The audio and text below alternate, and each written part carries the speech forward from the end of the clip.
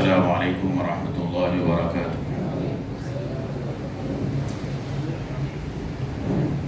بسم اللہ الحمد للہ الذی وحدہ والصلاة والسلام علی نبی بعدہ وعلى آلہ واصحابہ وازواجہ واہل بیتہ وعلی من تبعہم بإحسان الی یوم الدین۔ قال اللہ تبارک وتعالی فی القرآن المجید: اعوذ باللہ من الشیطان الرجیم، بسم اللہ الرحمن الرحیم۔ یا ایہا الذین آمنوا لا یسخر قوم من قوم عسى ان یکونوا خیرا منہم ولا نساء من نساء عسى ان یکن خیرا منہم۔ عن ابی ہریرہ رضی اللہ تعالی عنہ قال: قالوا یا رسول اللہ انك تداعبنا، قال رسول الله صلی اللہ علیہ وسلم: انی لا اقول الا حقا، او كما قال علیہ الصلاة والسلام۔ صدق اللہ العظیم وصدق رسولہ النبی الکریم ونحن على ذلك لمن الشاہدین والشاکرین۔ قابل قدر علماء کرام وحفاظ عظام وطالبان علوم نبوت وعزیز طالبات اور معزز سامعین، اللہ تبارک و تعالیٰ کا بے انتہا فضل و احسان ہے کہ اللہ و تعالیٰ نے ہم سب کو جو ہے ایک ایسے ماحول میں، ایک اور ایسے یعنی طبقے کے اندر ہم کو اللہ و تعالیٰ نے پیدا فرمایا ہے کہ جس طبقے کے بارے میں اللہ و تعالیٰ نے وعدہ فرمایا ہے، جنت کا وعدہ اور جنت کی ضمانت لی ہے کہ اقول لا الہ الا اللہ، جس نے کہا وہ جنت کے اندر داخل ہونے کی سی ضمانت لی ہے۔ تو یہ اللہ کا کرم ہے، اور اسی کے ساتھ ساتھ اللہ تعالیٰ نے اس دنیاوی زندگی کے اندر ہم کو زندگی کس طرح سے گزارے اور زندگی گزارنے کے کیا طریقے ہوتے ہیں، اور زندگی گزارنے کے اندر آدمی کے مزاج کے اندر اعتدال اور آدمی کے مزاج کے اندر کبھی جو ہے حد سے تجاوز کر جانا، یا اسی طرح سے مختلف مزاج کے انسان کی فطرت کے اندر جو ہے درجے، لیکن ہر درجے کی رعایت کرتے ہوئے اسلام نے اور شریعت مطہرہ نے اس کے اصول اور اس کو طریقے بتلائے ہیں کہ انسان اپنی زندگی کے اندر حد سے تجاوز کرتا ہے تو اس کے کیا نقصانات ہوتے ہیں، اور اعتدال میں رہتا ہے تو اس کے کیا فوائد ہوتے ہیں۔ ہر چیز کے اندر، چھوٹی سی چھوٹی چیز کے اندر بھی ہر چیز کے طریقے تعلیمات نبوی صلی اللہ علیہ وسلم کے اندر ہم کو جو ہے ملتے ہیں۔ حضور پاک صلی اللہ علیہ وسلم نے اپنے صحابہ کرام رضوان اللہ اجمعین کو اپنی زندگی کے ایسے انمول اور ایسے زرین جو ہے اصول زندگی بتلائی ہے کہ آدمی جو ہے اس طریقے کو اپناتا ہے، ان اصولوں کو اپناتا ہے تو وہ دنیا کے اندر بھی کامیاب ہوتا ہے اور آخرت کے اندر بھی کامیاب ہوتا ہے۔ اسی مناسبت سے الحمدللہ مدرسہ جامعہ ہادہ کے اندر ہر جمعرات کو ایک سلسلہ ایک عرصے دراز سے بلا کسی ناغے کے جو ہے چلتے آ رہا ہے، تاکہ ہماری زندگیوں کے اندر جہاں پر ہم علم حاصل کر رہے ہیں اسی کے ساتھ ساتھ جو ہے عملی زندگی کے اندر بھی جو ہے ہم اپنا نام یا اپنا جو ہے اپنی زندگی ایسی نمایاں کر جائیں کہ جو جاتے ہوئے دنیا سے رخصت ہو تو ہماری جو ہے آخرت کے اندر منزلیں یعنی بہت سہولت کے ساتھ طے ہو جائے۔ تو اسی کو مد نظر رکھتے ہوئے الحمدللہ ہمارے ناظم محترم صاحب نے جو ہے ہر جمعرات بعد نماز ظہر یہ اصلاح معاشرے کی مجلس منعقد ہوتی ہے کہ جس کے اندر مختلف علماء کرام کو مدعو کیا جاتا ہے، ممتاز اور بڑے بڑے اکابرین کو بھی اور کبھی کبھی بیرون ریاست کے علماء کو بھی مدعو کیا جاتا ہے کہ آج کے ہمارے مہمان مقرر حیدرآباد کے جو مشہور اور پرانا علاقہ گولکنڈہ قلعہ ہے، وہاں کی مسجد اشرفی کے خطیب بھی ہیں، الحمدللہ ایک اچھے یعنی مقرر بھی ہیں اور ایک اچھے خاصے جو ہے اپنی زبان کو لوگوں کے سے متاثر بھی کرتے ہیں۔ ایسے بیانات الحمدللہ حضرت کے ہوتے رہتے ہیں، یوٹیوب کے اندر اور میڈیا کے ذریعے سے بھی جو حضرت کے بیانات ہم سنتے آتے ہیں۔ تو آج کے ہمارے مہمان مقرر ہیں حضرت مولانا عبد المنعم فاروقی صاحب دعوت برکاتہ میں۔ اس سلسلے میں جو آج کا موضوع جو رکھا گیا ہے، عام طور پر جو ہے یہ خشک موضوع تو خشک ہے، لیکن انسانی زندگی کے اندر یہ چیزیں عام طور پر ہوتی رہتی ہیں. اس کی کیا رعایت ہو اور اس کی تعلق سے کیا حد ہو، اس تعلق سے آدمی جو ہے یعنی اس کو فالو نہیں کرتا ہے. تو لیکن تعلیمات نبوی صلی اللہ علیہ وسلم کے اندر بھی وہ دو چیزیں بتائی گئی ہیں کہ اللہ کے رسول صلی اللہ علیہ وسلم کا بھی طریقہ یہی رہا، چاہے زندگی کے کون سے بھی دور کے اندر ہو.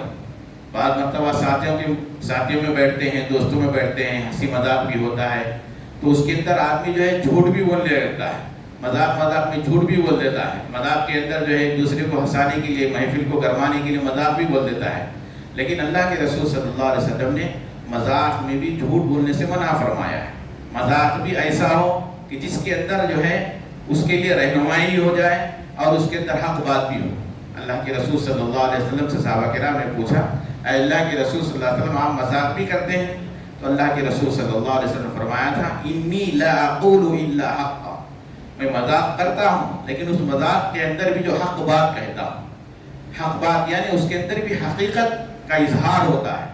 جیسا کہ جو ہے ایک شخص حضور سے پاک صلی اللہ علیہ وسلم کے پاس آئے اور آ کر عرض کرنے لگے، اللہ کے رسول صلی اللہ علیہ وسلم مجھ کو سواری کے لیے کوئی جانور عنایت فرمائیے، سواری کے لیے مجھ کو جانور عنایت فرمائے. تو اللہ کے رسول صلی اللہ علیہ وسلم نے اس کو ان سے کہا کہ ٹھیک ہے، میں تجھ کو ایک ایسا جانور دوں گا جو تجھ کو اونٹنی کا بچہ دوں گا، اونٹنی کا بچہ سواری کے لیے دوں گا. تو وہ شخص جو ہے سن کر، ظاہری طور پر سن کر جو ہے تعجب میں پڑ گیا کہ میں اونٹنی کا بچہ لے کے کیا کروں. تو اللہ کے رسول صلی اللہ علیہ وسلم نے اظہار فرمایا کہ اونٹنی، جتنے بھی اونٹنی ہوتے ہیں وہ تو کسی نہ کسی اونٹنی کا بچہ ہی ہوتا ہے. وہ حساب سے یعنی اس کے اندر جو ہے ایک مذاق بھی ہو گیا اور حقیقت بھی آ گئی. تو ایسے اللہ کے رسول صلی اللہ علیہ وسلم نے جو ہے ایسی تعلیمات اور ایسی جو ہے یعنی پیغام دیا ہے امت کو، جس کے اندر جو ہے ایک سامنے والے کا تھوڑا مذاق یعنی سامنے والے کو رہبری بھی ہو جائے اور جو ہے کچھ جو ہے یعنی مزاج کے اندر تبدیلی بھی آ جائے. تو ایسے بہت سے واقعات ہیں. تو اسی تعلق سے جو ہے تفصیلی گفتگو انشاءاللہ تعالی آج کے ہمارے مہمان مقرر آپ حضرات کے سامنے پیش کریں گے کہ اس سے پہلے کہ جو جلسے کا آغاز تلاوت کلام پاک سے ہو، میں اس کے لیے جامعہ ہاضہ کے ہمارے بائناز حافظ و قاری محمد جرجیس احمد صاحب کو دعوت دیتا ہوں کہ وہ تشریف لائیں اور قرأت کلام پاک سے کسی اجلاس کا آغاز کریں.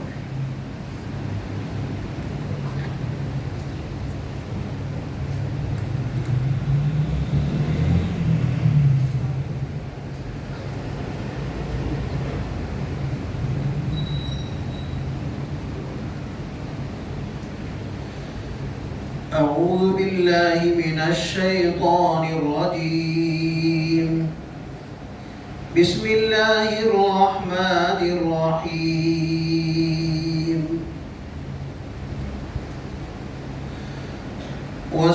والسماء بنيناها بأيد وإنا لموسعون. والأرض فرشناها فنعم الماهدون. ومن كل شيء خلقنا زوجين لعلكم تذكرون. ففروا إلى الله إني لكم منه نذير مبين. ولا تجعلوا مع الله إلها آخر إني لكم منه نذير مبين. كذلك ما أتى الذين من قبلهم من رسول إلا قالوا ساحر أو مجنون أتواصوا به بل هم قوم طاغون. فتول عنهم فما أنت بملوم وذكر فإن الذكرى تنفع المؤمنين. وما خلقت الجن الناس إلا ليعبدون ما أريد منهم من رزق وما أريد أن يطعمون إن الله هو الرزاق ذو القوة المتين فإن للذين ظلموا ذنوبا مثل ذنوب أصحابهم فلا يستعجلون فويل للذين كفروا من يومهم الذي يوعدون صدق الله العظيم.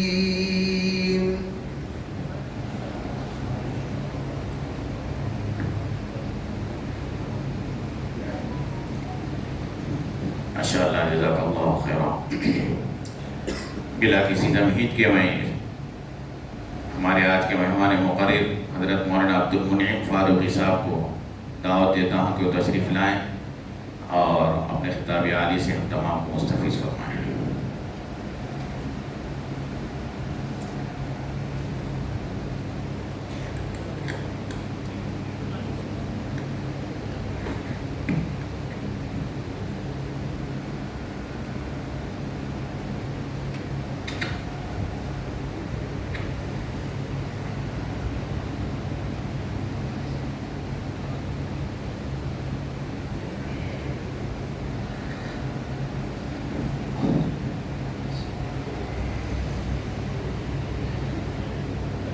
السلام عليكم ورحمة الله وبركاته.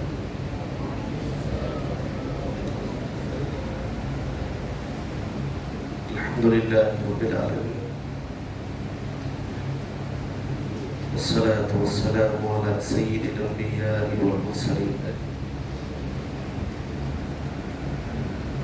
وعلى آله وأصحابه أجمعين أما بعد. وقد قال الله تبارك وتعالى في كلامه المجيد والفرقانه الحميد أعوذ بالله من الشيطان الرجيم بسم الله الرحمن الرحيم وتعاونوا على البر والتقوى ولا تعاونوا على الإثم والعدوان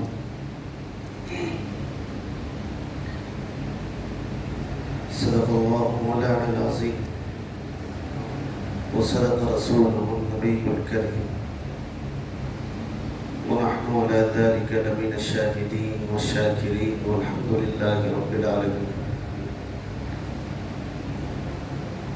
رب اشرح لي صدري ويسر لي أمري واحلل عقدة من لساني يفقهوا قولي آمين يا رب العالمين.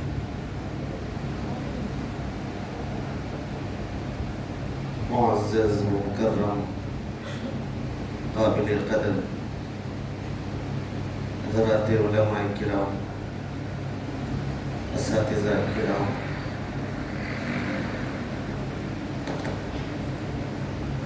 معزز حاضرین عزیز طلباء و طالبات اور پردہ نشین خواتین،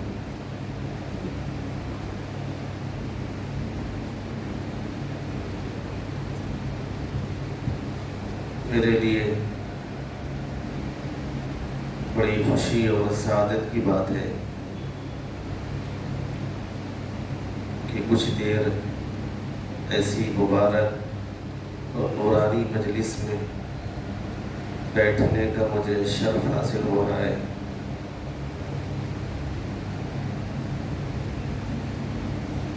جس جگہ ہم بیٹھے ہیں یہ بھی مبارک ہے، اور جو میرے سامنے بیٹھے ہیں یہ بھی مبارک ہے، اور جن کی باتیں میں کرنے جا رہا ہوں وہ تو سب سے مبارک ہے.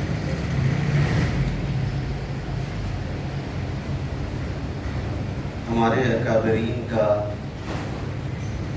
یہ معمول رہا ہے اور آج بھی بعض بڑے اکابرین کا یہ معمول ہے کہ جہاں کہیں سفر میں جاتے ہیں اور راستے میں دینی ادارہ نظر آتا ہے تو اپنی مصروفیات میں سے کچھ وقت نکال کے اس دینی مدرسے میں حاضر ہوتے ہیں اور کچھ دیر طلباء اور اساتذہ کے ساتھ بیٹھتے ہیں اور ان سے یہ کہتے ہیں کہ بظاہر یہ عمارت معمولی نظر آ رہی ہے اور جن کے سامنے کچھ دیر کے لیے ہم بیٹھے ہوئے ہیں وہ صورت و شکل کے اعتبار سے بھی معمولی نظر آ رہے ہیں، لباس بھی ان کا اتنا خوبصورت نہیں ہے، مگر اس کے باوجود اس لیے ان کے ساتھ بیٹھے ہیں کہ اللہ کی رحمت ان کے ساتھ ہے اور ان کی نسبت اتنی اونچی ہے کہ پوری کائنات میں ان سے بڑی نسبت رکھنے والے کوئی اور نہیں۔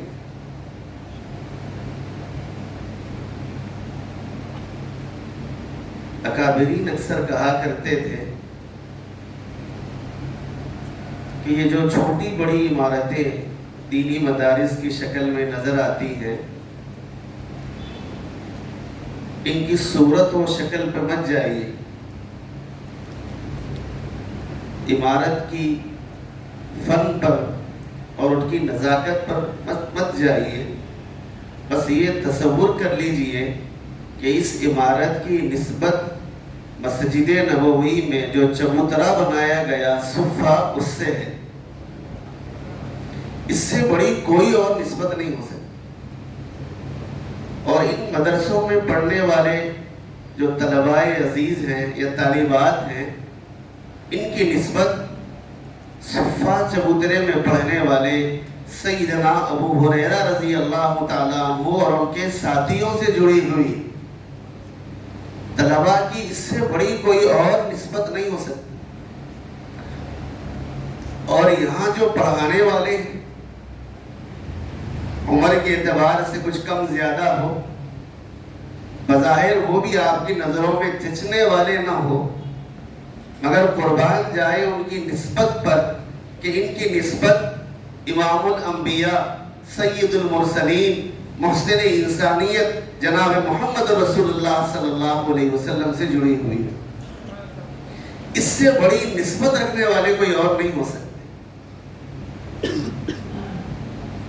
انہیں تو فخر کرنا چاہیے۔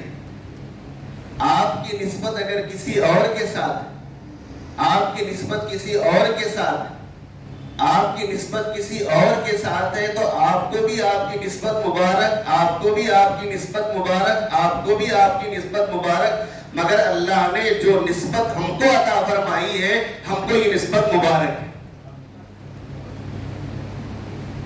آپ کو جب تک اس نسبت پر فخر نہیں ہوگا، آپ قابل قدر کارنامہ انجام نہیں دے سکتے،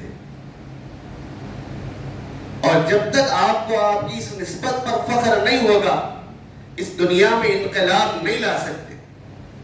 وہی لوگ دنیا میں انقلاب لا سکتے ہیں جنہیں اپنی نسبتوں پر فخر ہوتا ہے، اور اس کائنات میں سب سے بڑی نسبت رکھنے والے اگر کوئی ہیں تو مدرسے میں پڑھنے والے طلباء ہیں اور انہیں پڑھانے والے اساتذہ ہیں۔ میں نے یہ تمہید اس لیے باندھی کہ میرے لیے بھی بڑی سعادت کی بات ہے کہ ان طلباء اور علماء اور اساتذہ کے ساتھ کچھ دیر وقت گزارنے کا مجھے بھی موقع ملا ہے۔ میں شکر گزار ہوں ذمہ داروں کا، انہوں نے یہ موقع مجھ جیسے ادنا طالب علم کو عطا فرمایا ہے۔ اور علماء اور طلباء کے سامنے تقریر کرنا تو نہیں ہے، مذاکرہ کرنا ہے۔ بہت ساری باتیں آپ بھی جانتے ہیں، اور میرے سامنے جو مبارک چہرے بیٹھے ہوئے ہیں، مدرسے کے علماء ہیں، اساتذہ ہیں، بڑی بڑی کتابیں پڑھانے والے ہیں، یہ تو مجھ سے زیادہ جانتے ہوں گے، اس لیے انہیں بتانا نہیں ہے بلکہ مذاکرہ کرنا ہے۔ جو چیزیں ان کے ذہن سے اوجھل ہو گئی ہے اسے یاد دلانا ہے، جو ذہن میں پہلے سے محفوظ ہے اسے مزید محفوظ کرنا ہے۔ اور پتہ نہیں کون سے وقت میں کون سی بات ہماری نجات اور ہدایت کا ذریعہ بن سکتی ہے، معلوم نہیں۔ ہند و پاک کے بہت بڑے عالم دین ہیں، اور میں اکثر کہا کرتا ہوں میرے اپنے علم کے اعتبار سے کہ میں نے کئی علوم پر حاوی اور کئی علوم رکھنے والے ایسے علماء کو میں نے بہت کم دیکھا ہے۔ مفتی اعظم ہند، مفتی اعظم پاکستان حضرت مولانا مفتی شفیع عثمانی صاحب رحمۃ اللہ علیہ، جنہوں نے تفسیر کی عظیم الشان کتاب لکھی ہے معارف القرآن کے نام سے۔ ہمارے استاد گرامی کہا کرتے تھے کہ بعض علماء تفسیر کرتے ہوئے فلاں فلاں عربی تفسیروں کا نام لیتے ہیں اور نام لے کر فخر محسوس کرتے ہیں، مگر وہ فرمایا کرتے تھے کہ تفسیر کرتے ہوئے معارف القرآن کا حوالہ دیتے ہوئے میں فخر محسوس کرتا ہوں کہ ہند و پاک میں اللہ تبارک و تعالیٰ نے ایسے عظیم شان مفسر کو پیدا فرمایا۔ اللہ نے غضب کی صلاحیت عطا فرمائی، بیک وقت مفسر بھی تھے، بیک وقت محدث بھی تھے، اور بیک وقت مدرس بھی تھے، اور بیک وقت شیخ طریقت بھی تھے۔ بہت کم لوگوں کو اللہ تبارک و تعالیٰ یہ صلاحیت سے نوازتا ہے۔ کوئی مدرس ہے تو مقرر نہیں ہو سکتا، کوئی مقرر ہے تو مدرس نہیں ہو سکتا، کوئی مفسر ہے تو محدث نہیں ہو سکتا، کوئی محدث اور مفسر ہے تو شیخ طریقت نہیں ہو سکتا۔ اللہ تبارک و تعالیٰ نے سارے کمالات ایک شخصیت میں اللہ تبارک و تعالیٰ نے عطا فرما دیے، جمع کر دیے تھے، گویا کہ یہ علم و معارف کا انجمن تھا۔ مفتی شفیع صاحب رحمۃ اللہ علیہ اپنے بارے میں فرماتے ہیں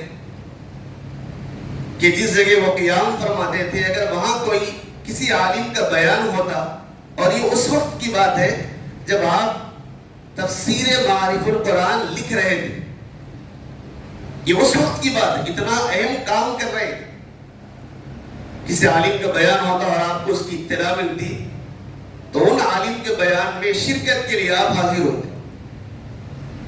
ایک مرتبہ، دو مرتبہ، تین مرتبہ ہوا، بعض مدرسے کے اساتذہ نے اور بعض آپ کے ممتاز شاگردوں نے طبی الفاظ میں آپ سے یہ بات عرض کی کہ حضرت آپ تفسیر معارف القرآن لکھ رہے ہیں اور وقت آپ کا بہت قیمتی ہے، ادارے کے ذمہ دار بھی ہیں، تفسیر کا کام بھی کر رہے ہیں، حدیث بھی آپ پڑھاتے ہیں اور لوگوں کی اصلاح بھی کرتے ہیں، اور مستقل مہمانوں کا تانتا بندہ ہوا ہوتا ہے آپ کے پاس، پھر بھی اگر آپ کو معلوم ہوتا ہے کہ آپ کے گھر کے قریب کسی عالم کا بیان ہے، وقت نکال کے آپ شریک ہوتے ہیں۔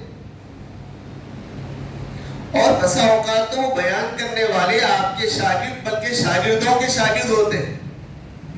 اگر ہم عصر ہیں تو پھر بھی ٹھیک تھا، اور اگر آپ سے علم میں عمر میں اگر بڑے ہیں تو وہ بڑی اچھی بات تھی، مگر عموماً تو یہ دیکھنے میں آتا ہے کہ جو بیان کرنے والے مقرر آتے ہیں وہ آپ کے یا تو شاگرد ہوتے ہیں یا شاگردوں کے شاگرد ہوتے ہیں، تو ان کے بیان سننے کے لیے وقت نکال کر جانے کی کیا ضرورت ہے؟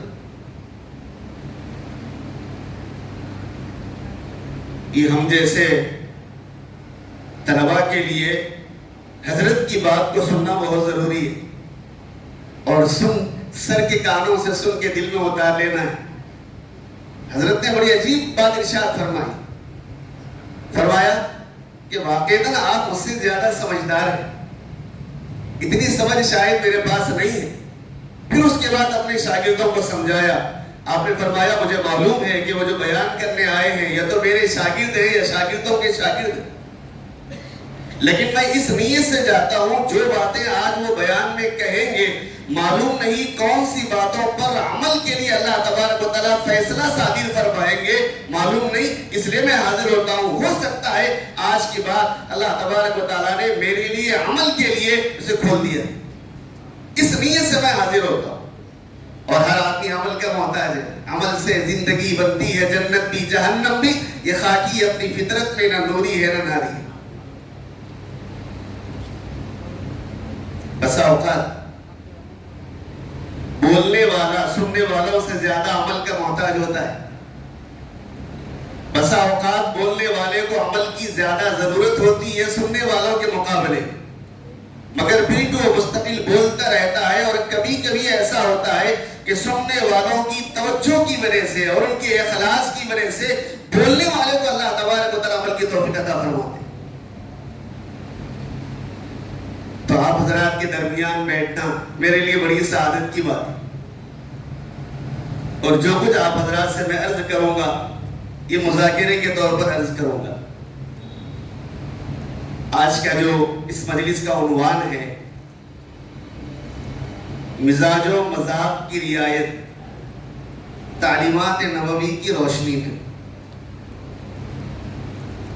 ابھی جیسا ابتدا میں آپ کے سامنے کہا کہ یہ موضوع خشک ہے، بلکہ ایک بات کہوں آپ سے میں، دین کا ہر موضوع ہم خشک سمجھتے ہیں. وجہ یہ ہے کہ اس سے مناسبت نہیں ہے. اگر اس سے مناسبت ہو جائے تو پھر کوئی موضوع ہمارے لیے خشک نہیں رہتا. مناسبت چاہیے. آپ جن لوگوں کو مسجد سے مناسبت نہیں ہے ان کی میناروں کو دیکھ کر ان کے دل دھڑکنے لگتے ہیں. پتہ نہیں کب اذان ہو جائے اور کب جانے کی نوبت آئے. اور جن کے دل مسجدوں سے جڑے ہوئے رہتے ہیں ان کی میناروں کو اور در و دیوار کو دیکھ کر ان کے دل بھی دھڑکتے ہیں، مگر اس لیے دھڑکتے ہیں کہ کب اللہ بلائے کب میں حاضر ہو جاؤں. مناسبت کا فرق ہے. چھوٹے سے بچوں کو آپ دیکھیے، مولوی گھرانے کے آپ بھی ہیں اور میں بھی ہوں. ہمارے گھر میں چھوٹے بچے ہیں اور روزانہ ہم کو دیکھتے رہتے ہیں. والد بھی داڑھی رکھے ہیں، چچا بھی داڑھی رکھے ہیں، دادا بھی داڑھی رکھے ہیں. وہ دیکھتے دیکھتے داڑھی والوں سے انہیں مناسبت ہو جاتی ہے. اگر کوئی اجنبی مہمان ان کے گھر آتا ہے تو بھی لپک کے ان کے پاس چلے جاتے ہیں. کیوں؟ مناسبت ہے ان سے. اور اگر گھر میں اگر یہ مناسبت رکھنے والا اگر کوئی نہیں ہے اور اجنبی اگر کوئی آدمی آ جائے ان کے قریب نہیں جاتے. مناسبت پیدا نہیں ہوئی ان سے. یہی معاملہ دین کا ہے. دین قرآن سے اگر آپ کو مناسبت ہو جائے، حدیث سے آپ کو مناسبت ہو جائے، علماء سے آپ کو مناسبت ہو جائے، مسجدوں سے مناسبت ہو جائے اور مدارس سے مناسبت ہو جائے تو پھر آپ کھینچے چلے جائیں گے اس طرف. کوئی چیز آپ کو اجنبی نظر نہیں آئے. میں کوشش کروں گا کہ یہ جو عنوان ہے آسان انداز میں، کیونکہ میرے سامنے اصل جو میرے مخاطب ہیں وہ طلبہ اور طالبات اور دیگر حضرات ہیں، علماء نہیں. اور ہمارے استاد اکثر کہا کرتے تھے اچھا مقرر وہ ہے جو سامعین کے مزاج کے مطابق ان کی ذہانت کے مطابق بات کرتا ہو. وہ اپنی صلاحیت اور اپنے مزاج کے مطابق بات کرنے والا اچھا مقرر نہیں ہے. اچھا مقرر وہ ہے جو سننے والوں کے مزاج و مذاق کے مطابق بات کرتا ہو. عربی جاننے والے نہیں ہیں، ان کے ساتھ لمبی لمبی عربی اگر عبارتیں سامنے بیان کرنے چلے جائے آدھا وقت اسی میں نکل جائے. ان کے سامنے وہ جو زبان جاتے ہیں اور اسے بھی بالکل ہلکا کر کے پھلکا کر کے ان کے سامنے پیش کرے. مقصد بات بتانا ہے اور ان کے دل میں اتارنا ہے. حضرت مولانا عاقل صاحب رحمۃ اللہ علیہ اکثر کہا کرتے تھے کہ سامعین میں عموماً علماء تو نہیں ہوتے. اگر کوئی ان کے سامنے فصیح و بلیغ تقریر کرے اور بڑے گرجدار انداز میں کرے تو لوگ تو خوش ہوں گے، بڑی اچھی تقریر ہوئی ہے. کیوں؟ وہ یہ سمجھتے ہیں کہ زور زور سے بولنا اچھی تقریر ہے اور خاص خاص جملے استعمال کرنا یہ اچھے مقرر کی علامت ہے. مگر ان سے تقریر ختم ہونے کے بعد پوچھا جائے آپ نے کیا سنا اور کیا سمجھا، وہ کہیں گے سننے میں تو آیا لیکن سمجھ میں کچھ نہیں آیا. آپ کے خضروات میں تقاطر امطار ہوا، کیا سمجھ میں آیا؟ کچھ بھی نہیں آیا.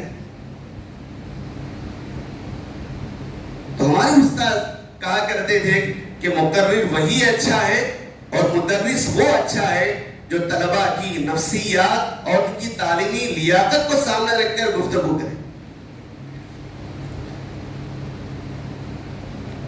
اللہ تبارک و تعالیٰ نے ہم ہم کو بے شمار نعمتیں عطا فرمائی، ظاہری اعتبار سے بھی اور باطنی روحانی اعتبار سے بھی. اور اس وقت ان میں سے چند نعمتوں کے ذکر کا بھی موقع نہیں ہے. میں تین نعمتیں ذکر کروں گا. اللہ نے ہم کو جو ظاہری نعمتیں عطا فرمائی ہیں ان میں سے بنیادی طور پر 3 عظیم نعمتیں ہیں. ایک نعمت ہمارا دل ہے.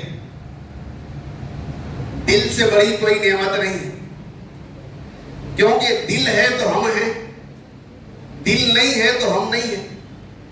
دل دھڑکتا ہے تو ہم مچلتے رہتے ہیں، اور جب دل دھڑکنا بند ہو جاتا ہے تو پھر ہمارا مچلنا بھی بند ہو جاتا ہے. بلکہ ہم دل کی طرف متوجہ نہیں ہیں تب بھی دل ہماری طرف متوجہ ہے. اور محققین نے لکھا ہے کہ دل 1 منٹ میں 72 مرتبہ دھڑکتا ہے. 1 منٹ میں 60 سیکنڈ ہوتے ہیں، تو 1 منٹ میں دل سیکنڈ سے بھی زیادہ مرتبہ دھڑکتا ہے. 72 مرتبہ دھڑکتا ہے. آپ متوجہ ہیں تو بھی دھڑک رہا ہے، آپ متوجہ نہیں ہیں تو بھی دھڑک رہا ہے. گویا کہ ہماری زندگی کا دار و مدار دل پر قائم ہے. اللہ کی عظیم نعمت ہے. بلکہ انسانی بقا کے لیے اس سے بڑی کوئی اور نعمت نہیں ہے. اس وجہ سے اللہ تبارک و تعالیٰ نے سارے اعضاء آپ کے سپرد کیے اور دل کو اپنے پاس رکھا ہے. اللہ کی محبت کا مرکز دل ہے، اللہ کی عنایتوں کا مرکز دل ہے.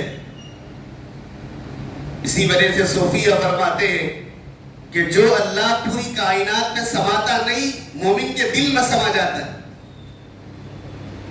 بظاہر دل چھوٹا ہے مگر باطنی اعتبار سے، روحانی اعتبار سے اتنا کشادہ ہے کہ یہ ایسے کئی کائنات دل میں سما سکتے ہیں، اور وہ دل میں اللہ سماتا ہے. اللہ نے یہ نعمت عطا فرمائی. اور دوسرے دماغ کی نعمت اللہ نے عطا فرمائی، سوچنے سمجھنے کی صلاحیت. اس کا تعلق دل سے نہیں ہے، دماغ سے ہے.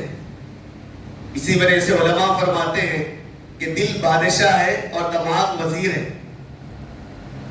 بادشاہوں کو مشورے وزیر دیتے ہیں، بادشاہ نہیں دیتا، بلکہ مشورے ہونے کے بعد ججمنٹ دیتا ہے، فیصلہ کرتا ہے. دل فیصلہ کرتا ہے اور مشورہ دیتا ہے دماغ. اللہ نے عظیم نعمت عطا فرمائی دماغ،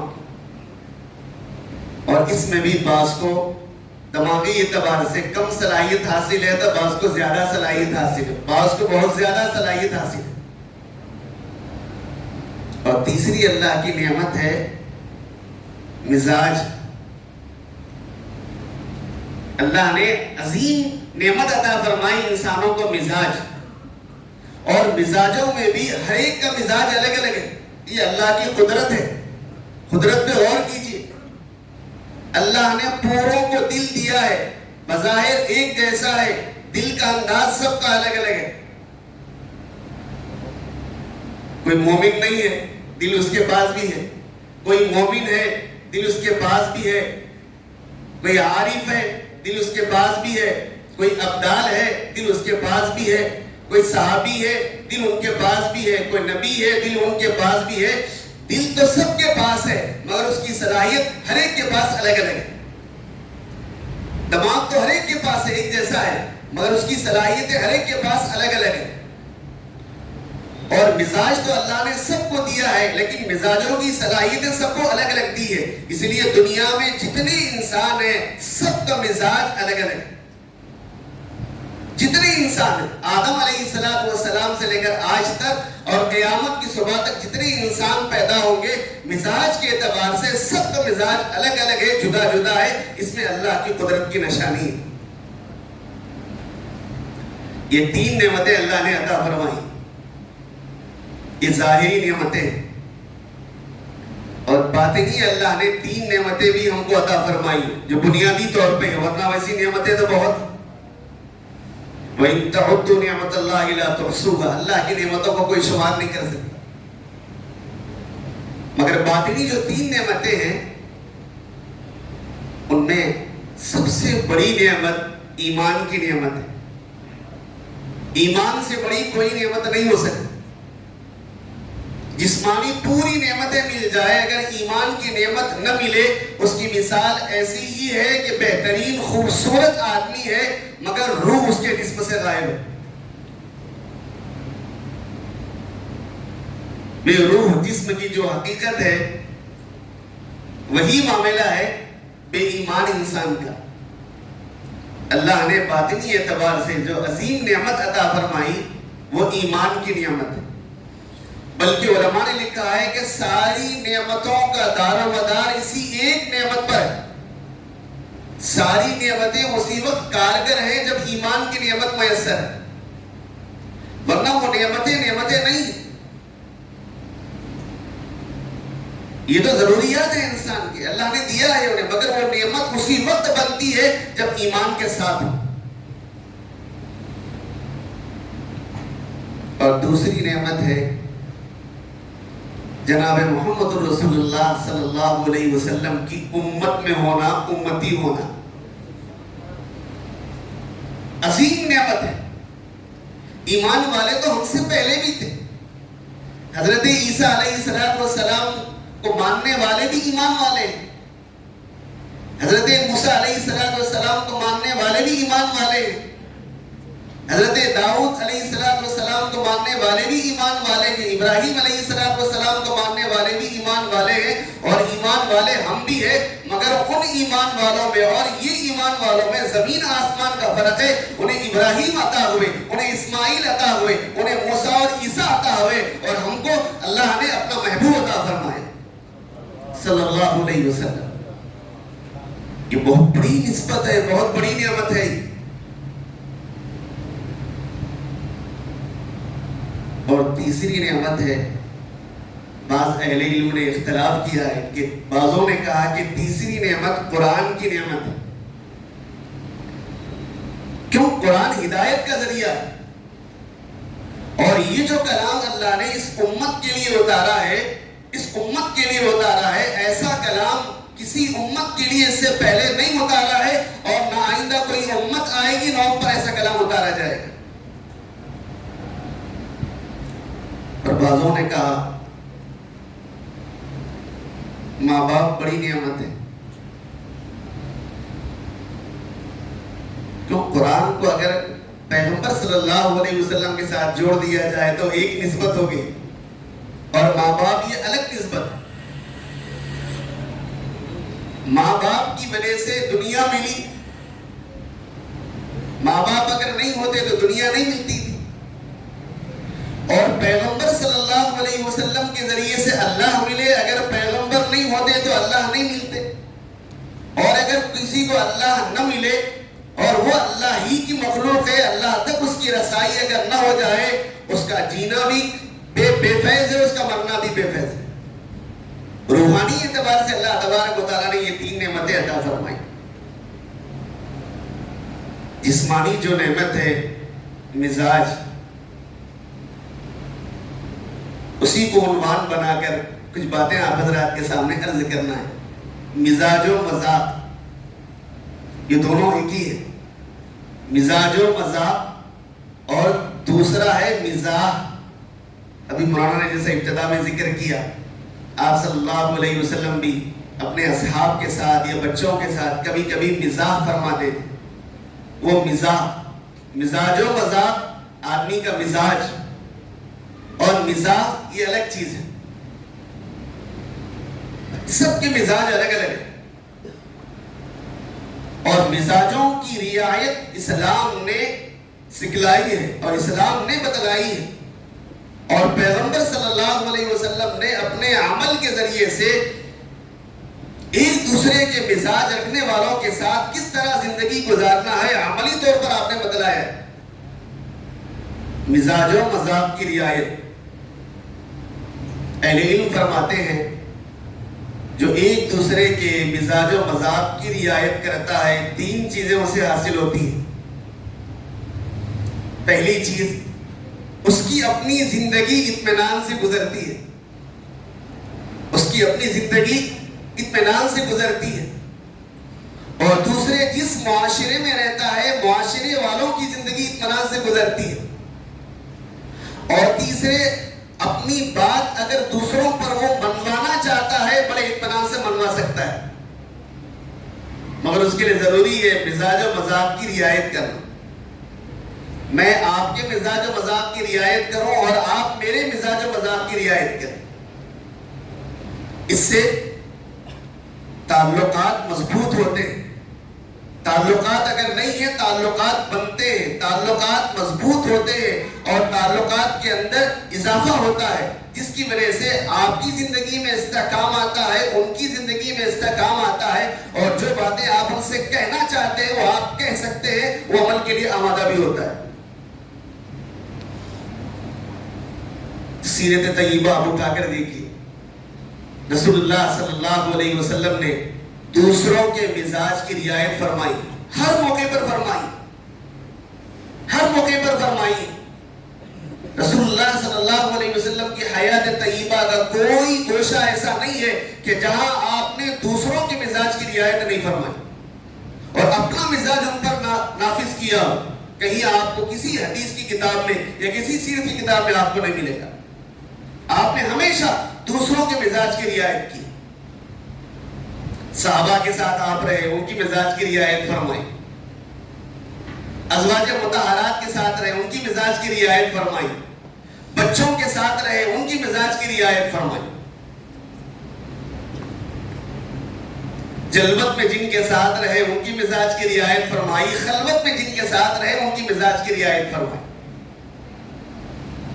ایک مثال لے کے میں آگے بڑھوں گا۔ رسول اللہ صلی اللہ علیہ وسلم کے اصحاب میں ہر مزاج رکھنے والے صحابی، ہر ایک کا مزاج الگ ہے، اور ہر صحابی کو یہ محسوس ہوتا تھا کہ میرے آقا جناب محمد رسول اللہ صلی اللہ علیہ وسلم مجھ سے سب سے زیادہ محبت کرتے ہیں اور میرے مزاج کی رعایت کرتے ہیں۔ یہ آپ کا درجہ امتیاز ہے۔ پوری کائنات میں آپ کو جو خصوصیت اللہ نے عطا فرمائی کسی اور کے حصے میں نہیں آئی، آپ ہر ایک سے محبت کرتے تھے اور ہر ایک کو یہ محسوس ہوتا تھا کہ رسول اللہ صلی اللہ علیہ وسلم مجھ سے سب سے زیادہ محبت کرتے ہیں، اور آپ ہر ایک کے مزاج کی رعایت کرتے تھے۔ ہر ایک کو یہ محسوس ہوتا تھا اللہ کے نبی صلی اللہ علیہ وسلم جتنی میری رعایت فرماتے ہیں شاید کسی اور کی رعایت نہیں کرتے۔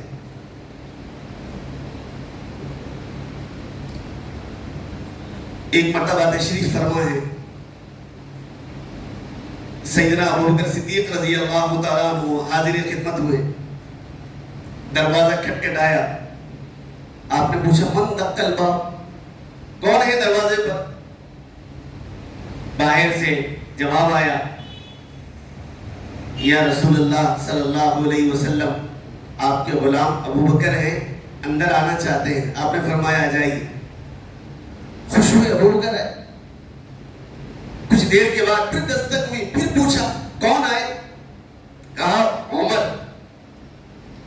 آپ نے فرمایا اندر آ جائیے۔ پھر کچھ دیر کے بعد پھر دستک ہوئی، پوچھا کون؟ باہر سے آواز آئی، وہ بڑی آہستہ آواز آئی۔ فرمایا یا رسول اللہ صلی اللہ علیہ وسلم عثمان حاضر ہونا چاہتے ہیں،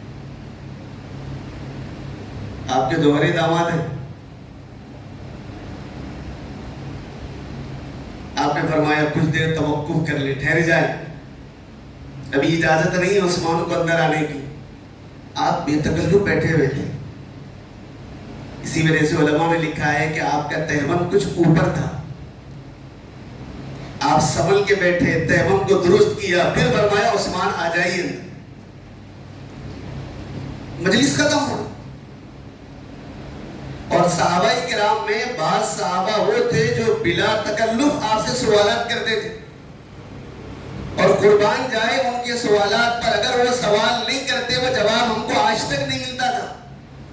اور صحابیات میں بھی ایسے خاص صحابیات تھے جو بلا تکلف آپ سے سوالات کرتی تھی، ان کے سوالات کی وجہ سے پوری امت کی خواتین کو جوابات ملے۔ خواتین میں ام سلیم رضی اللہ تعالیٰ عنہ بار بار آپ نے نام سنا ہوگا، حدیث میں نام آتا ہے ان کا، اور صحابہ میں الگ الگ نام آتے ہیں، ان میں ایک حضرت ذوالیدین رضی اللہ تعالیٰ عنہ بھی۔ وہاں پہ ایک صحابی تھے، انہوں نے آپ سے پوچھا اے اللہ کے نبی صلی اللہ علیہ وسلم، جب بھی آپ نام لیتے ہیں بار بار ابو بکر کا نام لیتے ہیں، اور پھر کبھی آپ نام لیتے ہیں تو عمر کا نام لیتے ہیں، مگر میں نے عجیب منظر دیکھا ہے، ابو بکر نے اجازت چاہی تو آپ نے بلایا انہیں اندر، عمر نے اجازت چاہی تو آپ نے انہیں اندر بلایا، اور عثمان نے اجازت چاہی تو آپ سنبھل کے بیٹھ گئے، تہمت کو درست کیا، پھر آپ نے بلایا، ماجرا کیا ہے؟ رسول اللہ صلی اللہ علیہ وسلم نے ارشاد فرمایا عثمان سب سے زیادہ حیا رکھنے والے ہیں، اور مجھے عثمان کی حیا پر حیا آئی کہ میرا تہمت اوپر رہے اور عثمان اندر آ جائے۔ میں نے عثمان کی مزاج کی رعایت کی اور اپنے تہمت کو درست کیا، پھر عثمان کو بلایا۔ یہ ہے مزاج کی رعایت۔ بخاری اور مسلم میں روایت ہے،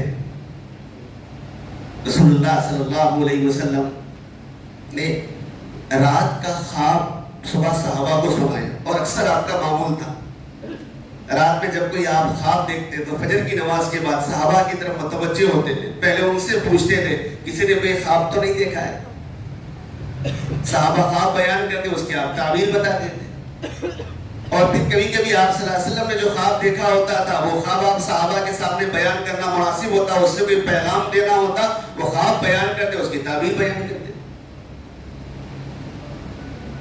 آپ نے ایک دن صحابہ سے فرمایا کہ میں نے رات خواب دیکھا، اور اس خواب میں جنت کی مختلف منزلوں کی سیر کر رہا ہوں، محلات کا مشاہدہ کر رہا ہوں، اور آگے بڑھتے بڑھتے میری نظر ایک خوبصورت نہر پر پڑی، میں رک گیا ہوں، اور بعض روایت میں ہے کہ وہاں ایک خاتون وضو کر رہی تھی،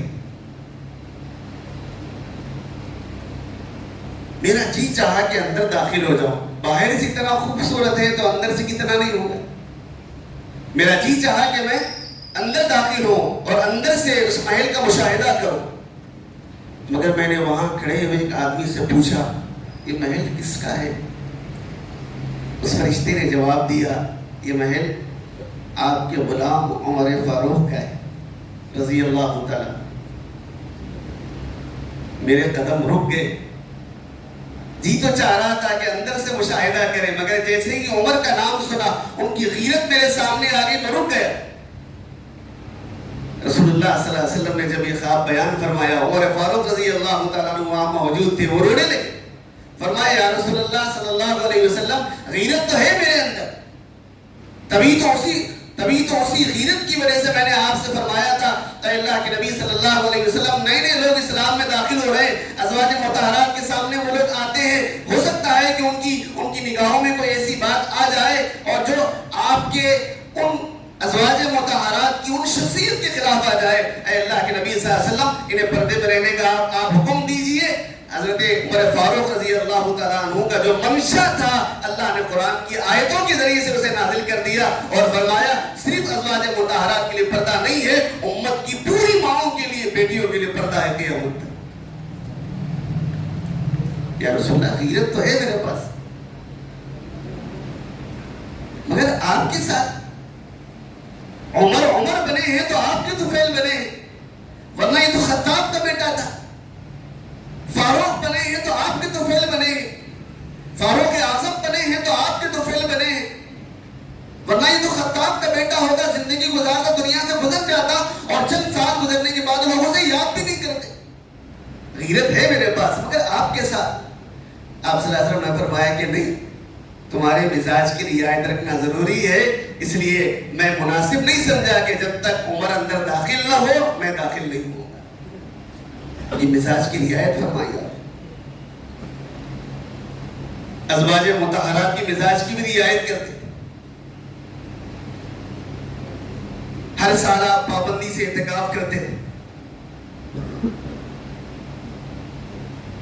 مدینہ منورہ میں آپ 10 سال آپ نے قیام فرمائے،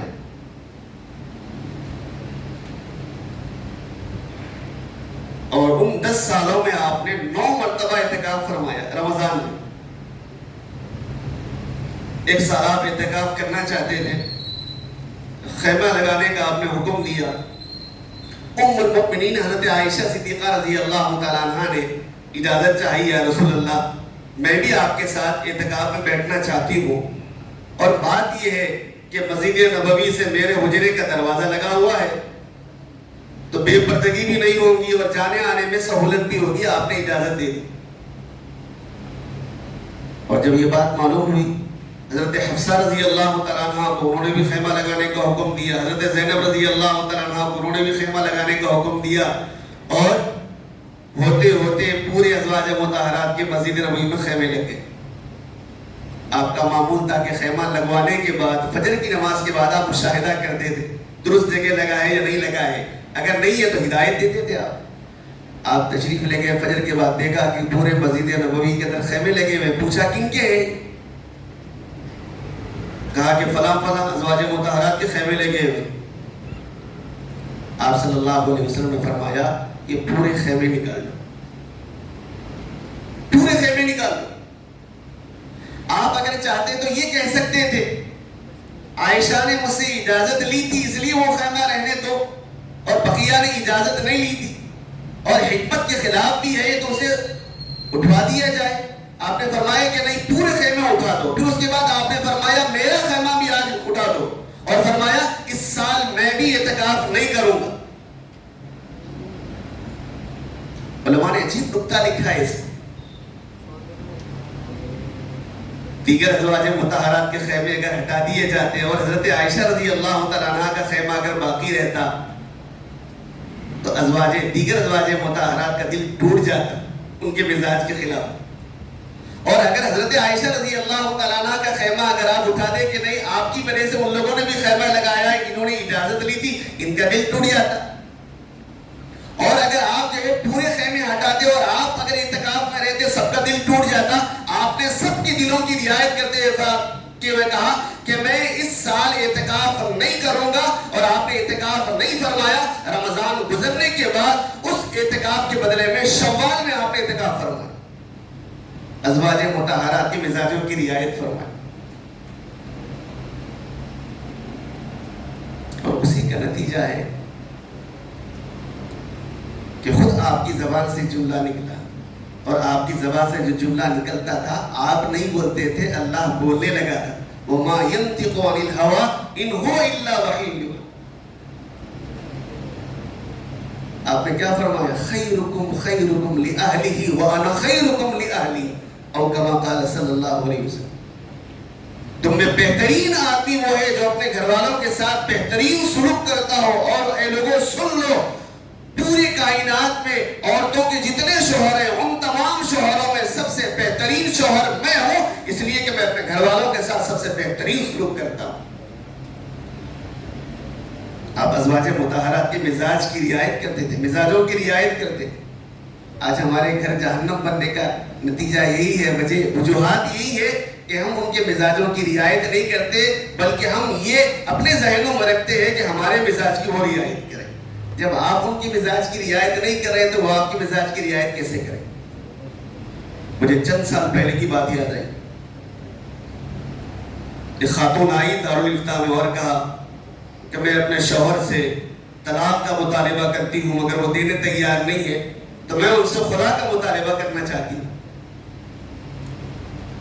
تب بھی اس کے لیے وہ راضی نہیں ہے. شرعی اعتبار سے آپ سے پوچھنے آئی ہوں کہ میرا اس نوعیت پر خلا لینا جائز ہے یا ناجائز ہے, درست ہے یا نہیں؟ اگر درست ہے تو پھر خلا کا مطالبہ کروں گی. مفتی صاحب نے پوچھا کہ آخر کیا ہے, کون سی وجہ ہے جس کی وجہ سے آپ انہیں طلاق دینے پر اصرار کر رہی ہیں اور نہیں دینے پر آپ خلا لینے پر اصرار کر رہی ہیں, کیا وجہ ہے؟ اس خاتون نے عجیب جملہ کہا. ہر شادی شدہ کو اس پر توجہ دینے کی ضرورت. اس خاتون نے کہا کہ مفتی صاحب شوہر بڑے اچھے ہیں, دیکھنے میں خوبصورت بھی ہے, ہینڈسم بھی ہے, مالی اعتبار سے بھی مستحکم ہے, ان کے رشتہ دار بھی اچھے ہیں, ہمارے ساتھ رہتے نہیں, وہ الگ رہتے ہیں, ہم الگ رہتے ہیں, سب کچھ معاملہ ہے, مگر بات دراصل یہ ہے بے موقع حد درجے مذاق کرتے سے کھلا لیکن چھٹکارا حاصل کرنا چاہتا. میرا مزاج اس کو قبول کرنے تیار ہی نہیں. میں لاکھ اپنے مزاج کو سمجھانے کی کوشش کرتی ہوں, بندے کے اندر یہ خرابی ہے, باقی یہ اچھائیاں ہیں, مگر میرا دل اور میرا مزاج تیار نہیں ہوتا ہے. بے موقع یہ شخص مجھ سے مذاق کرتا ہے, مزاح کرتا ہے, جو مجھے پسند نہیں ہے. میں چاہتی ہوں کہ میرے ذہن پہ اتنا بوجھ ہے, جب یہ میں سے چھٹکارا حاصل کروں گی تبھی مجھے سکون حاصل ہوگا.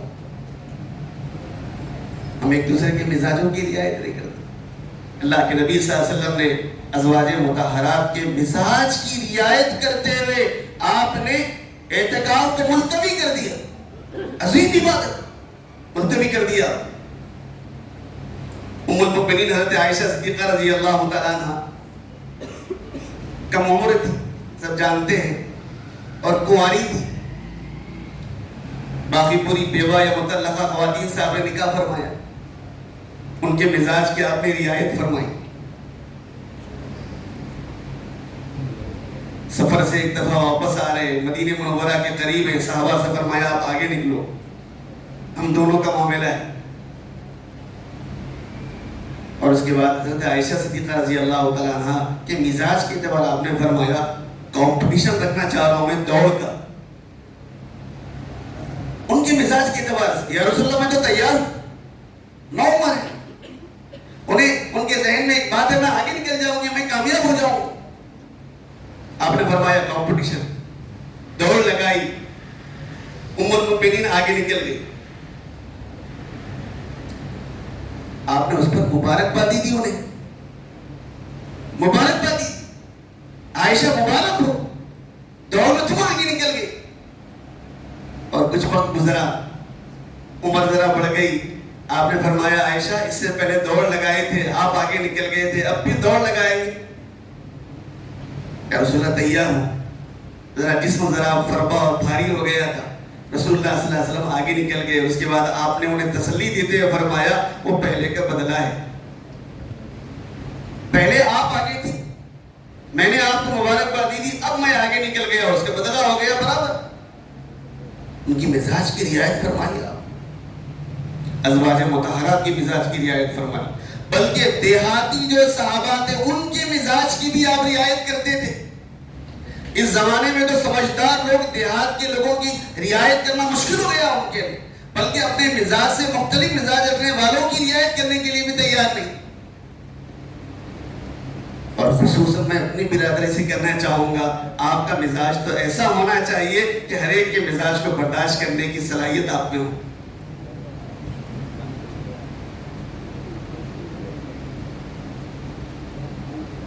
ظاہر بن حرام رضی اللہ تعالیٰ عنہ دیہاتی صحابی ہے, حدیث میں ان کا ذکر آتا ہے.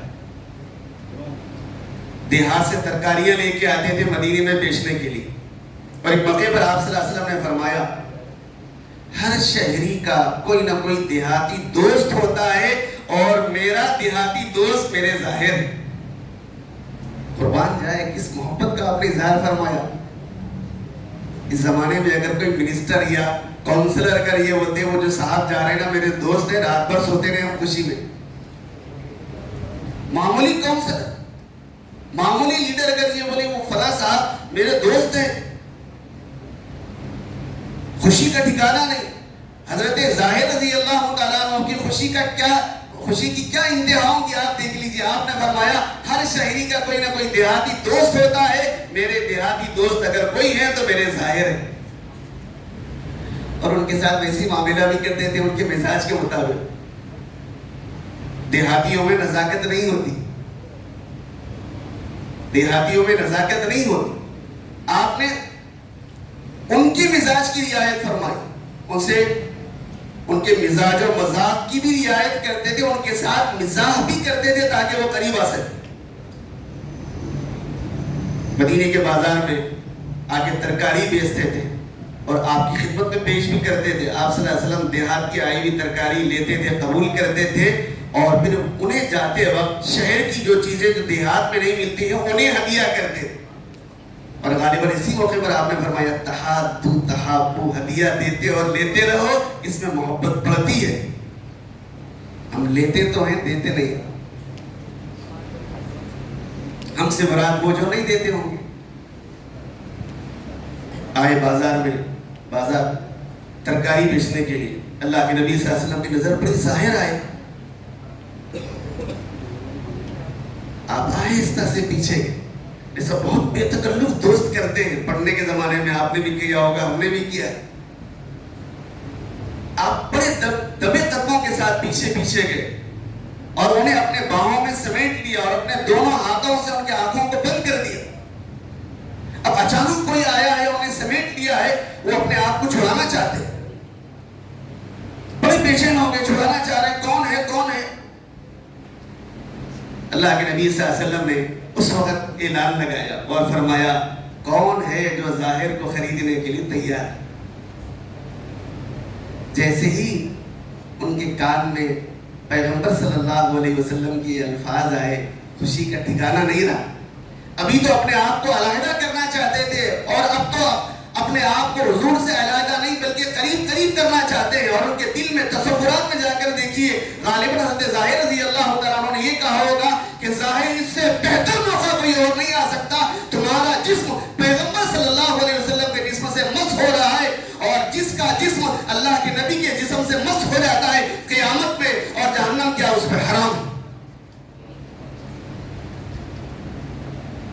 اور پھر فرمایا, یا رسول اللہ آپ ہیں.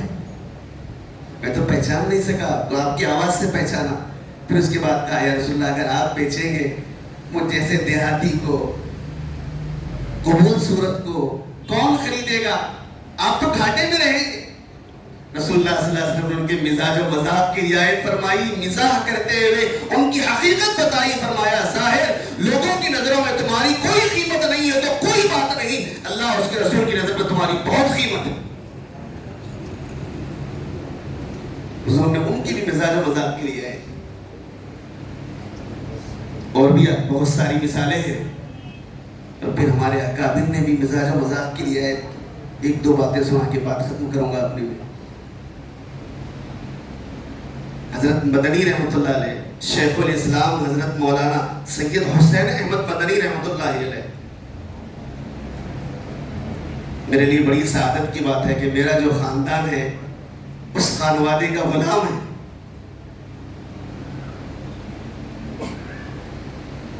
میرے دادا حضرت قطب دکر رحمۃ اللہ علیہ نے انہی سے بخاری بھی پڑھی ہے اور انہی کے جو ہے ہاتھ پر بیعت بھی کی ہے اور انہیں سے خلافت بھی حاصل ہوئی.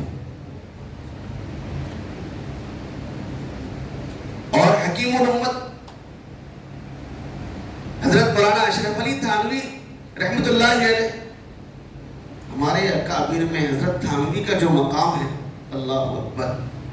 کسی کہنے والے نے عجیب بات کہی, اکابر دیوبند میں اگر دیکھنا ہے دو شخصوں کو دیکھ لو, ایک علامہ کشمیری, ایک حضرت تھانوی.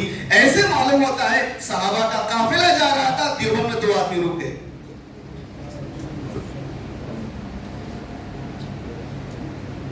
معمولی بات نہیں, اتنا بڑا جملہ استعمال کرنا. حضرت تھانوی رحمۃ اللہ علیہ سے بھی مجھے بہت عقیدت ہے حضرت کے ملفوظات پڑھنے کا اور حضرت کی تربیت کا جو غیر معمولی انداز ہے. اور حضرت مدنی کا بھی معاملہ یہی تھا. یہ اس وقت کی بات ہے کہ جب دونوں کا سیاسی اختلاف عروج پر تھا, ازہر من الشمس تھا. حضرت مدنی کا اور حضرت تھانوی کا سیاسی اختلاف تھا. اور تو معمولی اختلاف کے اندر میاں بھی الگ ہونے کے لیے تیار ہے, بھائی الگ ہونے تیار ہے, باپ بیٹا الگ ہونے تیار ہے. حضرت مدنی رحمۃ اللہ علیہ نے حضرت مولانا اعزاز علی صاحب امروہی رحمۃ اللہ علیہ سے فرمائی, جو دارالعلوم کے بڑے حدیث کے استاد سے اور دیگر اساتذہ سے, میرا جی چاہ رہا ہے حضرت تھانوی سے ملاقات بھی کافی عرصہ ہو. کہا کہ حضرت چلیے تیار ہیں ہم. اور نکلے تھانہ بھون کے لیے.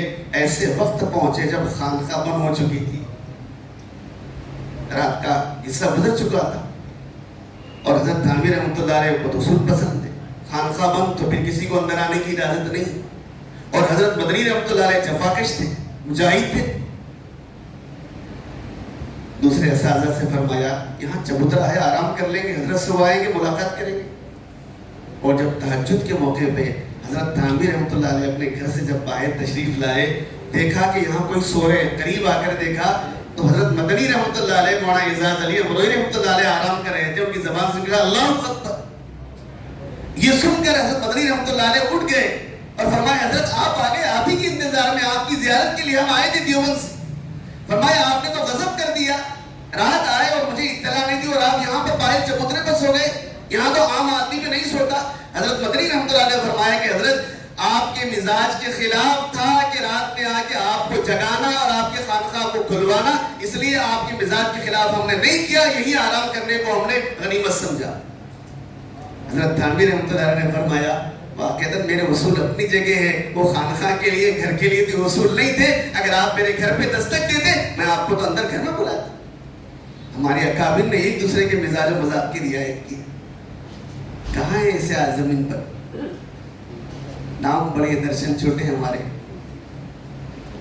کہیں ایسا نہ ہو کہ کل قیامت میں وہ اکابر سامنے کھڑے رہے اور ہم سامنے جا کر ان سے یہ کہے کہ ہم آپ کے ماننے والے تھے اور انہیں ہمیں دھتکار کے کہے ایک عمل بھی تمہارا ہمارے عمل جیسا نہیں تھا اور تم اپنے آپ کو ہماری طرف نسبت کے ساتھ جوڑنا چاہتے ہو، تمہیں شرم نہیں آتی؟ اگر یہ کہیں کیا جواب ہے ہمارے پاس؟ مزاج و مذاق کی رعایت ضروری ہے۔ آخری بات عرض کروں گا، حضرت مولانا نظام الدین اولیاء رحمۃ اللہ علیہ اور اس واقعے کو پیر طریقت حضرت مولانا ذوالفقار صاحب نقشبندی دامت برکاتہ نے بھی بیان میں نوٹ کیا ہے۔ ان کے زمانے میں ایک بڑے عالم تھے جنہیں بدعات کی روک لگانے کے لیے منتخب کیا تھا بادشاہ نے، قاضی ضیاء الدین سنامی رحمۃ اللہ علیہ۔ اور جہاں کہیں بدعات خرافات ہوتے روک دیتے ہیں، ذمہ دار تھی حکومت کی طرف سے۔ اور حضرت نظام الدین اولیاء رحمۃ اللہ علیہ سیما کے قائل تھے، سیما ہوتی اشعار وغیرہ جو پڑھے جاتے ہیں فلاں فلاں، آج کی طرح نہیں، وہ الگ تھا۔ مگر قاضی ضیاء الدین سنامی رحمۃ اللہ علیہ اسے بھی پسند نہیں کرتے تھے، کہتے تھے کہ نہیں، شریعت کے خلاف، کہ ان کا مزاج تھا وہ ان کا مزاج تھا، اور جس کی وجہ سے دونوں میں اکثر گفتگو چلتی بھی رہتی تھی۔ حضرت نظام الدین کہتے کہ نہیں یہ درست ہے، وہ کہتے کہ درست نہیں۔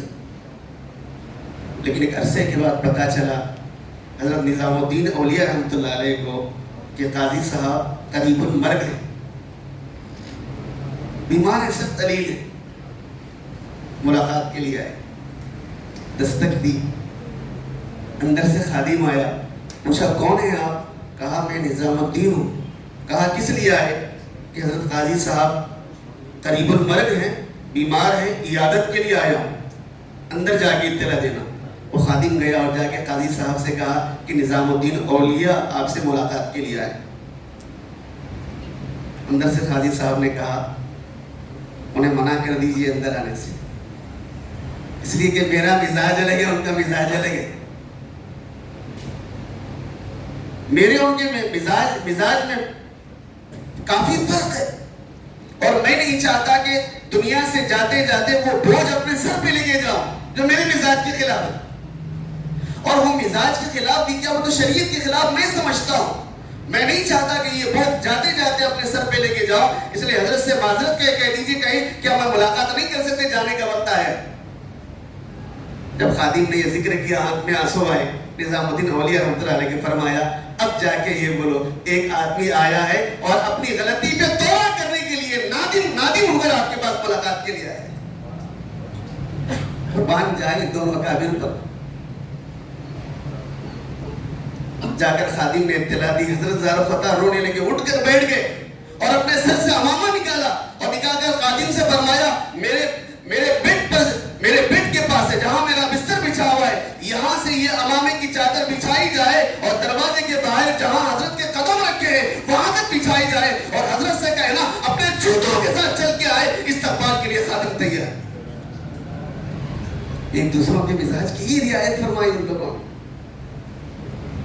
تو مزاج و مذاق کی رعایت بہت ضروری ہے، اور جب آدمی مزاج و مذاق کی رعایت کرتا ہے تو میں نے جیسے ابتدا میں کہا کہ 3 نعمتیں اسے حاصل ہوتی ہے، اس کی زندگی سکون سے گزرتی ہے، متعلقین کی زندگی سکون سے گزرتی ہے، اور وہ اپنا جو پیغام دوسروں تک پہنچانا چاہتا ہے، خاص طور پہ علماء، حفاظ اور داعیان کے لیے وہ اپنا پیغام دوسروں تک اطمینان سے پہنچا سکتا ہے.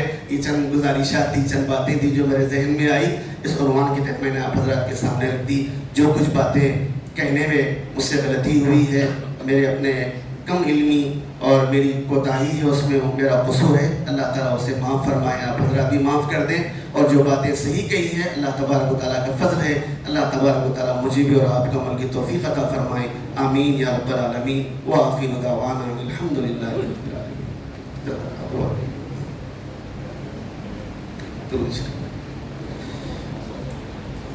الحمدللہ رب العالمین. اللہم صلی علی محمد وعلی آل محمد وبارک وسلم. اللہم انت السلام تبارک ذی الجلال والاکرام. ربنا آتنا فی الدنیا حسنة وفي الآخرة حسنة وقنا عذاب النار. اللهم إنك عفو كريم تحب العفو فاعف عنا يا كريم. اللهم إنا نعوذ بك من جهل البلاء ودرك الشقاء وسوء القضاء وشماتة الأعداء. رب اغفر وارحم وأنت خير الراحمين. اے اللہ ہم گناہ گاروں کے گناہوں کو معاف فرما دیجیے, ہم خطا کاروں کے خطاؤں کو معاف فرما دیجیے, ہم سیاہ کاروں کے سیاہ کاریوں کو معاف فرما دیجیے. اے اللہ آپ کے گھر میں بیٹھے ہیں, بہت دیر سے بیٹھے ہیں, آپ کے اور آپ کے حبیب کی باتوں کا مذاکرہ کر رہے. اے اللہ ہمارے سامنے علماء بھی ہیں, حفاظ بھی ہیں, طلباء بھی ہیں, طالبات بھی ہیں. اے اللہ مائیں اور بہنیں بھی ہیں. اے اللہ پتہ نہیں ان میں سے کس کا دل آپ کو پسند ہے, کون سا آپ کا منتخب بندہ ہے. اے اللہ ان کی طفیل ہم سب کی مغفرت فرما دیجیے, ان کے طفیل ہم سب کی مغفرت فرما دیجیے, ان کے طفیل ہم سب کی مغفرت فرما دیجیے. اے اللہ ہماری زندگی کو بندگی بنا دیجیے, ہماری زندگی کو بندگی بنا دیجیے, ہماری زندگی کو بندگی بنا دیجیے. اب تک جو زندگی غفلت میں گزری ہے اے اللہ معاف فرما دیجیے, اے اللہ معاف فرما دیجیے, اے اللہ معاف فرما دیجیے. اے اللہ بقیہ زندگی کو آپ کے اور آپ کے حبیب صلی اللہ علیہ وسلم کے مرضی کے مطابق چلانے کی توفیق عطا فرمائیے. اے اللہ اس کی توفیق ہم کو عطا فرمائیے, اس کی توفیق ہم کو عطا فرمائیے. اے اللہ ہم سب پر رحم کا معاملہ فرمائیے, کرم کا معاملہ فرمائیے. اے اللہ بظاہر تو ہم اپنے آپ کو مسلمان کہتے ہیں, اے اللہ کہیں ایسا نہ ہو کہ ہماری زندگی اعمال صالحہ سے خالی ہو جائے اور ہم آپ کے دربار میں پہنچے تو آپ ہم سے شکایت کرنے لگے, لوگوں کے سامنے مسلمان بن کے دیندار بن کے پھرتے تھے, تمہارا کوئی ایک عمل بھی ہماری محبت کے لیے نہیں تھا, ہماری چاہت کے لیے نہیں تھا. اے اللہ ہماری دنیا کے ساتھ ساتھ آخرت بھی برباد ہو جائیں گی. اے اللہ ریاکاری سے ہم سب کو بچا لیجیے, اے اللہ ریاکاری سے ہم سب کو بچا لیجیے, ریاکاری سے ہم سب کو بچا لیجیے. اے اللہ اخلاص کی دولت سے مالا مال فرما دیجیے. اے اللہ ظاہری بیماریوں سے بھی حفاظت فرمائیے, باطنی بیماریوں سے بھی حفاظت فرمائیے. اے اللہ باطنی بیماریاں ظاہر سے بھی زیادہ خطرناک ہے, ظاہری اگر بیماری آ جائے زیادہ سے زیادہ موت آ سکتی ہے. اے اللہ باطنی بیماری اگر بڑھ جائے اے اللہ ہمارا ایمان رخصت ہو سکتا ہے. اے اللہ باطنی امراض سے ہم سب کی حفاظت فرمائیے, باطنی امراض سے ہم سب کی حفاظت فرمائیے, باطنی امراض سے ہم سب کی حفاظت فرمائیے. تمام عالم اسلام کے مسلمانوں کی حفاظت فرمائیے. اے اللہ خصوصاً فلسطینیوں کی مدد فرمائیے, فلسطینیوں کی مدد فرمائیے, فلسطینیوں کی مدد فرمائیے. قریب 1 سال کا عرصہ گزر گیا ہے. اے اللہ ان کے شہر کھنڈرات میں تبدیل ہو چکے ہیں. اے اللہ بعض تو ان میں سے ایسے بچے ہیں جن کا پورا خاندان تباہ ہو گیا ہے, جن کا پورا خاندان شہید ہو گیا ہے. 6-7 سال کے بچے ماں باپ کو تلاش کر رہے ہیں, بھائی بہنوں کو تلاش کر رہے ہیں, اپنے گھروں کو تلاش کر رہے ہیں. اے اللہ ان خیموں کے اندر, جہاں ان خیموں کے اندر جن بچوں کو رکھا گیا ہے, اے اللہ ان مظلوموں کو رکھا گیا ہے. اے اللہ وہ رات میں اٹھ کے اپنی امی کو تلاش کرتے, اپنے باپ کو بہنوں کو تلاش کرتے, لوگوں نے دلاسا دیتے اور کہتے ہیں کہ تمہاری امی ابا اللہ کے پاس سے لے گئے. وہ چھوٹے معصوم بچے کہتے ہیں, وہ چھوٹے معصوم بچے کہتے ہیں اے اللہ ہم کو بھی اپنے امی ابا سے کب ملائیں گے, ہم کو بھی اپنے امی ابا سے کب ملائیں گے. اے اللہ ان کی مدد فرمائی, اے اللہ ان کی مدد فرمائی. شام کے مسلمانوں کی مدد فرمائی. بڑی جد و جہد کے بعد اے اللہ ان مظلوموں نے اے اللہ ظالموں سے ملک کو آزاد کیا ہے. اے اللہ ان کی مدد فرمائی, اے اللہ ان کی مدد فرمائی. ہندوستانی مسلمانوں کی مدد فرمائی. اے اللہ یہاں بھی حالات کو ناسازگار بنائے جا رہے ہیں. اے اللہ اسلام کے خلاف سازشیں رچی جا رہی ہیں, مسلمانوں کے خلاف سازشیں رچی جا رہی ہیں. اے اللہ مسجدوں کو مسمار کرنے کے پلاننگ بنائے جا رہے ہیں، اے اللہ نئے نئے حربے استعمال کیے جا رہے ہیں، اے اللہ ہم تو کمزور ہیں، اے اللہ ہم تو بے بس ہیں، آپ کے گھر کی آپ ہی حفاظت بہتر کرنا چاہتے ہیں، اے اللہ ہندوستان میں مسجدوں کی حفاظت فرمائیے، مدرسوں کی حفاظت فرمائیے، علماء کی حفاظت فرمائیے، حفاظ کی حفاظت فرمائیے، اے اللہ حفاظ کی حفاظت فرمائیے، پورے مسلمانوں کی حفاظت فرمائیے، پورے مسلمانوں کی حفاظت فرمائیے، اے اللہ مدارس کی حفاظت فرمائیے، اے اللہ خاص طور پہ یہ جو مدرسہ ہے بڑے خوش اسلوبی کے ساتھ اے اللہ ادارہ چلایا جا رہا ہے، ہزاروں حفاظ یہاں پر حافظ قرآن بن کر نکل رہے، عالم بن کر نکل رہے، عالمات بن کر لڑکیاں یہاں سے نکل رہی ہیں، اے اللہ ان کے پڑھنے کو، پڑھانے والوں کے پڑھانے کو قبول فرمائے، اے اللہ منتظمین کے انتظام کرنے کو قبول فرمائے، اے اللہ ذمہ داروں کے، اے اللہ ذمہ داریوں کو حسن اور بڑے اچھے انداز سے کام کرنے کی توفیق عطا فرمائے، ان میں اخلاص عطا فرمائے، اس کا بدلہ انہیں دنیا میں بھی عطا فرمائے، آخرت میں بھی عطا فرمائے، جو مانگا ہے وہ بھی عطا فرمائیے، جو مانگنے سے رہ گیا ہے وہ بھی اپنے فضل و کرم سے عطا فرمائیے، وصلی اللہ وسلم وبارک علی سید المرسلین والحمدللہ۔